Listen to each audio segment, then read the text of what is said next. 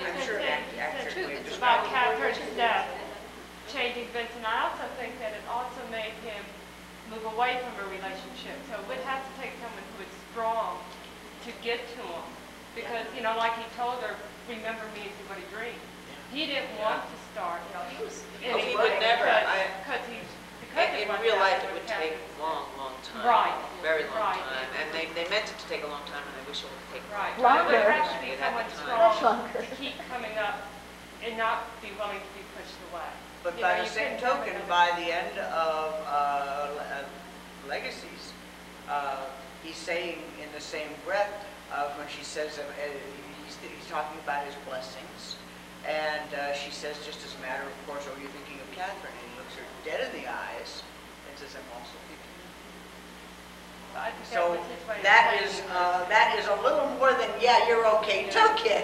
Yeah. So he's made some progress by that point and one of the things I find that people, I gather, unlike me, don't like Legacies and Reckoning too much because they think of it as the father gets laid. What can I say? Oh, But that in those episodes we see the best example of how Diana works that we ever see. Yeah. And the interesting way that Vincent and Diana play off each other is quite something. And the scene that strikes me in that is when Vincent is sitting in his big chair in Father's, what I've always thought of as Father's study. It's certainly not his private room. And Diana has come in convinced that Gregory must have killed Father. Nothing else makes psychological sense. Vincent says to her as a flat statement, I would know it if she were dead. He were dead.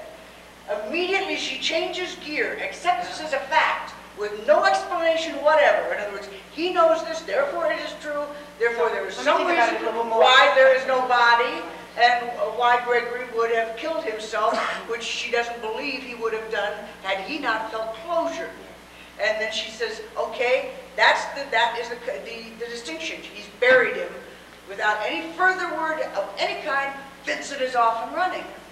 The back and forth between them with no explanations. I don't see any other example of Vincent playing off anybody on something that means immensely to him. In other words, he is desperate to find Father. He says, Father's not dead. She says, okay, then rethinking this is the other possibility, blah, blah, blah, and he is off.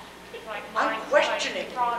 Playing off each other. I love that scene. It makes you wonder what would I don't have mind if Father got had the show gone on. I mean, after 2.5 seasons. We told Roy he loved it. Yeah. Also, Diana is also at the last scene in Legacies, you know, when they're looking at the baby and everything, you get the feeling, you know, she's in his chamber now. She's very comfortable there. Everything's very, very comfortable. And I mean, you know, She is not, however, as comfortable in his chamber as he is in her room. No, she's not that. But when she asks, you know, to hold the baby and everything, And that is the final image we get of them. that's what they leave you with, you know. And at first, you notice also in the looks, like she looks at him, Vincent's only looking at the child. Yeah. Okay? But as the scene is closing off, you notice he looks up and they're looking at each other. If you really look at them, By the way, lest I leave out another vital fact, Diana had no sign in the naming ceremony. For no reason we know. We're never given a reason. But Laura comes up to her and asks, I asked a friend who knows sign, in effect, what did she say to Diana? And she said to Diana, in effect, bluntly, who are you to Vincent? And the response Diana makes, I think with great tact, is a friend. I didn't know that. Yeah. I mean, I remember the scene, but I didn't know it meant anything. Yes, it did. So for some reason, that series ever does quite independent of anything with Vincent, from some experience back in her life, that as far as I know, nobody's ever explored in a story. Diana does no sign. I would love to chop in just a bit about her sister, Susan. Yeah. Susie Plaxton played her, and rather nicely. They do resemble each other. Yes, it's a convincing resemblance.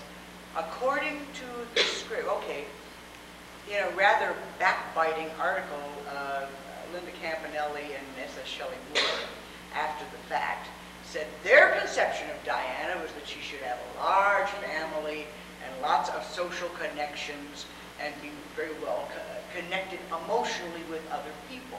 Well, clearly that is not the case, and they don't like it. So tough. In other words, their view did not prevail, because since then, at the recent little seminar they had out on the West Coast, both Stephen Kurzfeld and who was out there?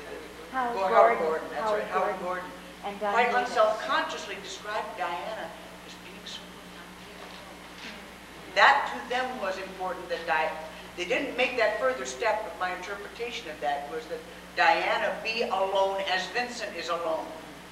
But the vestiges of that, of the original conception, is Susan, who says everybody, of her daughter, Diana says she's so independent. That's Alex, who basically says, I don't want a present if you're not gonna give me one on time, you know. So the remark, quite apart from Alex, is her sister remarks, everybody says she reminds them of you. Now, if there's an everybody, presumably there is a large family who remember Diana from childhood, otherwise the remark makes no sense.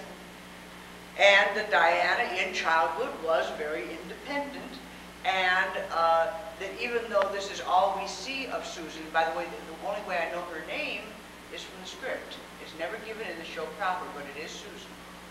And that she says, I liked Mark.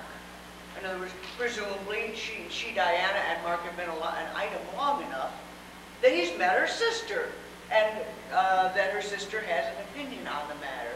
So even though we don't see much of this during the actual series, the implication is that Diana does have an existing family that occasionally she sees and keeps contact with, but is not certainly in and out of their houses on a daily basis. In other words, I would presume that she's not, for instance, as close to her sister Susan as, for instance, Catherine is with Jenny. Every time they can, they get together. In other words, I can't quite imagine Diana being girlfriends with her sister. Maybe that, in other words, that is a conjecture on my part. However, I have been determined, and in the face of evidence, I have persisted. I insist that Susan is the younger sister, because psychologically, to me, it makes sense that Diana is the elder.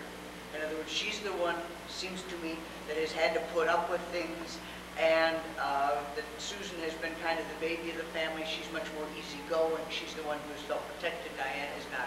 Psychologically, Susan seems to me the younger sister.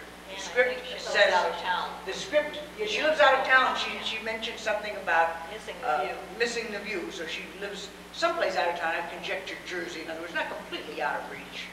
But Diana come from out of town too. it's possible, but with that accent, not too much farther than Jersey. Well, she is from New Jersey, actually. I know. And if you've seen Decoration Day, this is the funniest thing. This is a thing where she is playing a Southern woman who is the wife of a troubled gentleman, and basically it's nayak, y'all.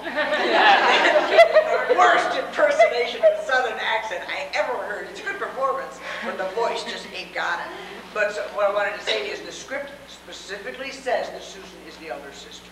So I deliberately ignore that, because to me that doesn't make sense. And I figure if it's only in the script, fine. If people can get the script and look it up and want to argue with me, more power to them. I still ignore it. But as I say, the script does specify that A, her name is Susan, and B, she is the eldest sister, even though I don't believe it. I always found that interesting, because when I wrote my first 3 zines, I didn't even know Bandit existed, and I hadn't met Nan, and I always put her as the younger sister also, because that was how she I struck me. corrupted her. Yeah. But, Well, it definitely seems like no one's taking care of her, like an older No. sister. Like, But it may have been, she may have been like that since but early another childhood. thing is the fact that she has a telescope in New York City. Now, to me, that's the romantic side. You have to be a stargazer. And it's When hard to when see you can't stars. see the stars with the telescope. I always thought that was a gift from Mark, that he really liked. Yeah, that he. No, I don't know why, but I always. He tells her about the constellation. Yeah, I think